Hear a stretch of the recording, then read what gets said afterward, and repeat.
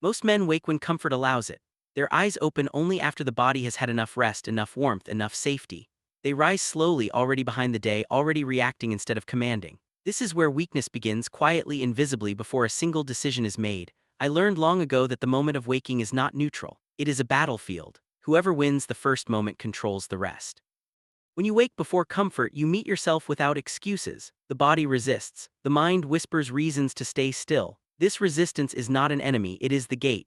If you cannot command yourself in the silence of dawn, you will not command yourself when pressure comes, when eyes are watching, when stakes are high. Dawn does not test strength of muscle, it tests authority over the self.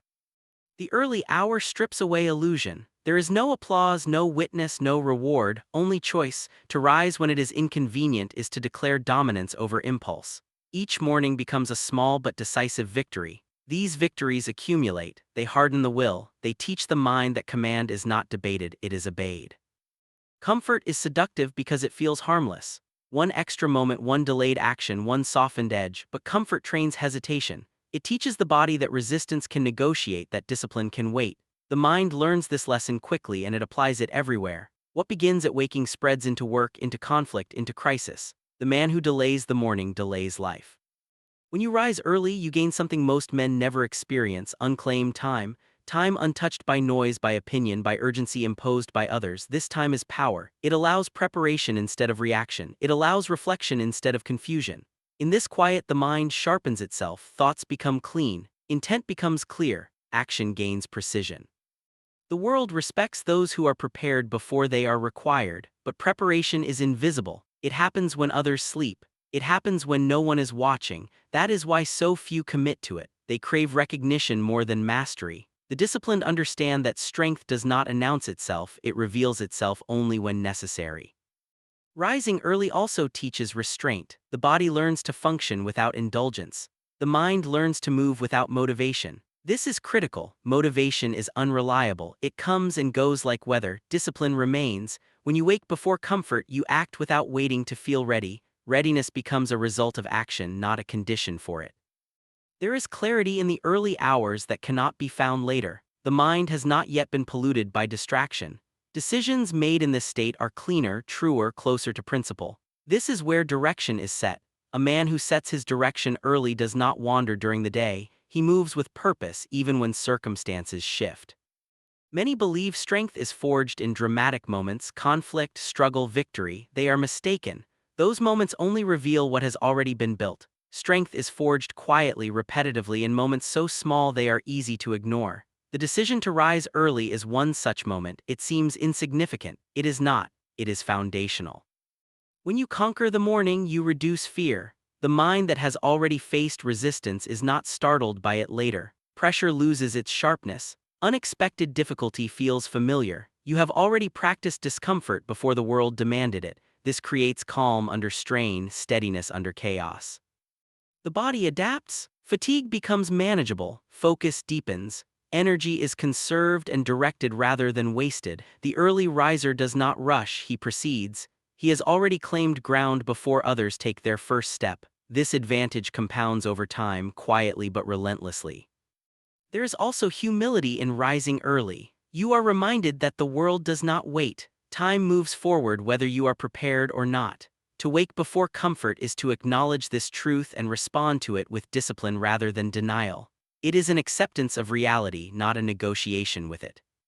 Some will say this is unnecessary, that success can be achieved without such rigor.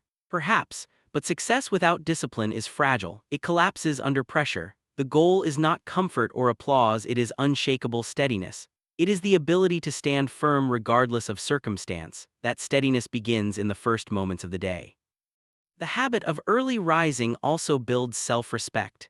Each morning you prove to yourself that your word has weight, that you do what you decide even when it is difficult. This internal trust is rare. Without it, confidence is hollow. With it, fear loses authority. You will notice something else over time. The need to prove yourself fades. When discipline is internalized, validation becomes irrelevant. You no longer measure yourself against others. You measure yourself against principle. This frees the mind. Energy once wasted on comparison is redirected into refinement. The weak seek comfort first and strength later. The strong reverse this order. They accept discomfort early so they can move freely later. They understand that the body and mind must be governed daily or they will rebel when least convenient. Waking before comfort is not about the clock, it is about command. It is about teaching the mind that it answers to you, not to habit, not to desire, not to ease. This lesson, repeated daily, becomes instinct, and instinct once formed does not fail under pressure. When the day grows heavy, when conflict arises, when fatigue presses in, the discipline do not search for strength, they already have it. They built it quietly in the dark when others chose rest. Win the morning, and the rest of the day has no choice but to follow. After the morning has been conquered, the next battle must be chosen deliberately. Many men wait for hardship to arrive, believing struggle is something imposed by fate. They live softly until life strikes them without warning, and then they wonder why they break so easily. Strength is not built this way. If you wait for difficulty, it will come at the worst possible moment. That is why hardship must be invited daily, on your own terms, before it is forced upon you. Voluntary hardship is not suffering for drama or pride. It is controlled resistance. It is choosing what strains you so that nothing unexpected can dominate you later. When the body trembles under effort, when the mind wants escape, you learn something invaluable. Discomfort does not kill you. It sharpens you. It reveals where you are weak and gives you the chance to correct it before it becomes fatal. Most men confuse ease with intelligence. They believe avoiding difficulty is wisdom. In truth, it is avoidance disguised as strategy. The mind that never faces resistance becomes delicate. It reacts emotionally, panics under pressure, and searches for excuses instead of solutions. Daily hardship teaches the opposite. It trains calm under strain. It teaches the mind to remain clear while the body resists. Pain, when chosen, becomes a teacher rather than a threat. It speaks honestly. It shows limits, exposes laziness, and punishes arrogance. But it also rewards consistency. Each day you choose difficulty, the voice of resistance grows weaker. What once felt unbearable becomes manageable. What once demanded effort becomes routine. This is how weakness is erased, not through inspiration but through repetition. There is a difference between suffering and training. Suffering is chaotic and purposeless. Training is intentional. When hardship is chosen, it has boundaries, it has structure, it has meaning. The disciplined do not seek pain endlessly, they seek control. They know when to push and when to recover. They understand that mastery is built through balance, not destruction. Daily hardship removes dependency on comfort. The mind stops expecting ease as a default state. This is critical. When comfort is expected, its absence feels like injustice. When hardship is normal, ease becomes a gift rather than a necessity. The man who accepts difficulty daily does not complain when conditions worsen. He adapts. The body follows the mind. When the mind stops negotiating with discomfort, the body becomes obedient. Fatigue no longer dictates behavior. Hunger does not control decision. Cold, heat, effort, these become information, not commands. This separation is essential. The man ruled by sensation is easily manipulated by circumstance. The man who commands sensation remains free. Voluntary hardship also trains patience. Progress under difficulty is slow. Results are not immediate. This teaches endurance beyond emotion. Many abandon effort because reward does not appear quickly. The disciplined understand that growth is silent and delayed. They continue anyway. This ability to persist without feedback is rare, and it is powerful. In hardship, excuses die. There is no room for blame when the struggle is self-chosen. Responsibility becomes absolute. This sharpens accountability. The mind stops looking outward and turns inward. Improvement accelerates when excuses are removed because energy is no longer wasted on justification. Daily difficulty also reveals character. When effort is demanded repeatedly, true priorities emerge. Weak men discover they are unwilling to endure. Strong men discover they are capable of more than they believed. This knowledge changes how a man carries himself. Confidence rooted in experience cannot be shaken by opinion. Hardship practiced daily also simplifies life. Trivial problems lose importance when real effort is familiar. The mind becomes resilient, less reactive, less dramatic. Emotional swings lessen, perspective sharpens. When the body has been tested, the mind does not panic over inconvenience. There is also strategy in choosing hardship. It should challenge, not cripple. It should demand focus, not recklessness. Strength grows best under controlled pressure. The disciplined understand this. They do not destroy themselves in pursuit of toughness. They cultivate durability, not bravado. The man who avoids hardship lives defensively. He structures life to minimize effort, conflict, and resistance. His world becomes small. The man who chooses hardship expands his capacity. He can operate in wider conditions, endure greater strain, and remain effective where others fail. This is real freedom. Over time, something changes. Hardship no longer feels like punishment. It becomes familiar, almost welcoming. The mind associates difficulty with growth rather than fear. This is a dangerous advantage over those who still run from resistance. When chaos arrives, the disciplined are already comfortable inside it. Life does not reward potential, it rewards readiness. Daily hardship creates readiness quietly without display. No one sees it forming. But when pressure comes, when stakes rise, when others hesitate, the prepared move forward without hesitation. Those who ignore this practice may appear comfortable for a time, but comfort rots discipline. And when life tightens its grip, the untested collapse quickly. The disciplined do not hope to avoid hardship. They ensure they have already met it many times on their own terms. Choose difficulty daily, and weakness will have nowhere left to hide. After discipline has been set in motion through the morning and hardened through chosen hardship, there remains a danger greater than fatigue or pain. That danger is self-deception. Many men train the body, endure difficulty, and still remain weak because they refuse to look at themselves honestly. They improve what is visible and ignore what is hidden. True strength demands something harsher than effort. It demands ruthless self-observation. Most people glance at themselves only long enough to feel comfortable. They tell stories that protect pride. They explain failure with excuses that sound reasonable. They label weakness as personality, fear as caution, laziness as patience. This is how men remain unchanged for decades while believing they are growing. The disciplined do not allow this comfort. They look directly, without mercy, without drama, without justification. To observe oneself ruthlessly is not to hate oneself. It is to respect reality. Illusion is expensive. It costs time, opportunity, and eventually dignity. When you sit in silence and examine your actions, patterns emerge. You see where discipline breaks down, where emotion overrides principle, where effort fades without reason. These moments are uncomfortable. That discomfort is proof you are looking honestly.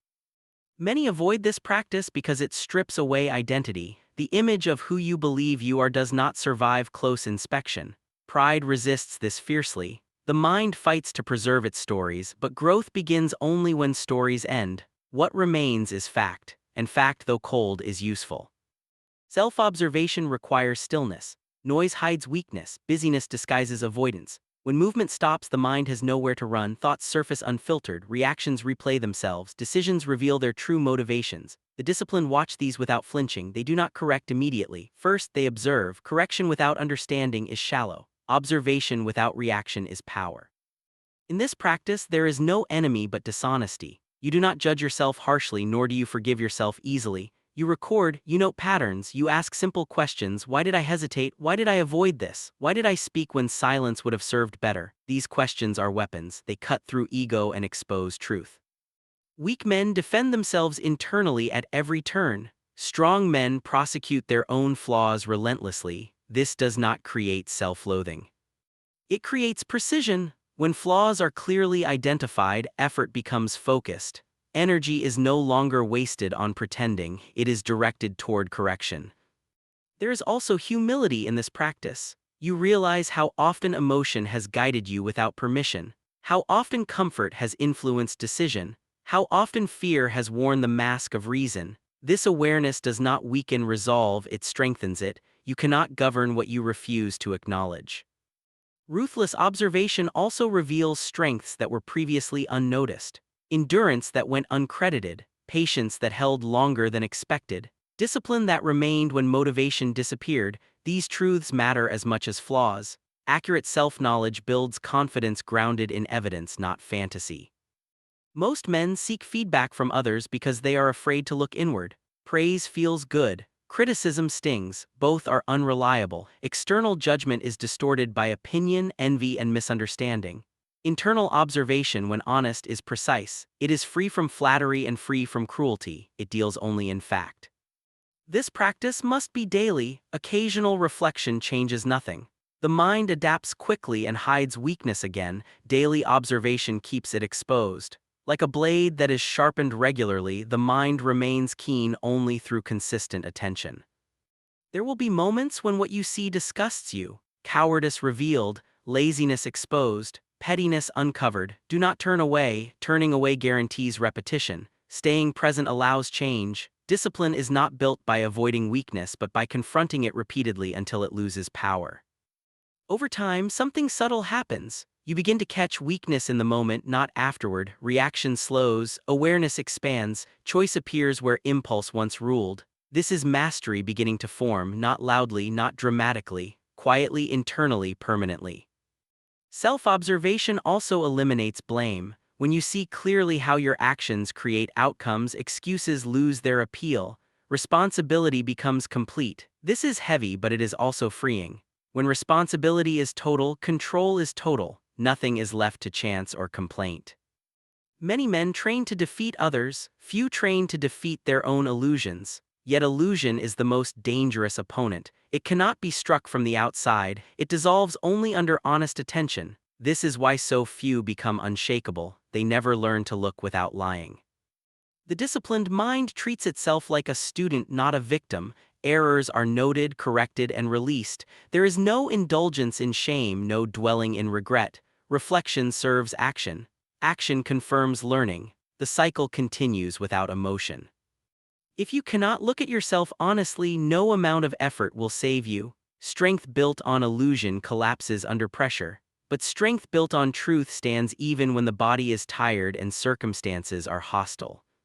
Sit with yourself, observe without mercy, record without emotion, correct without delay.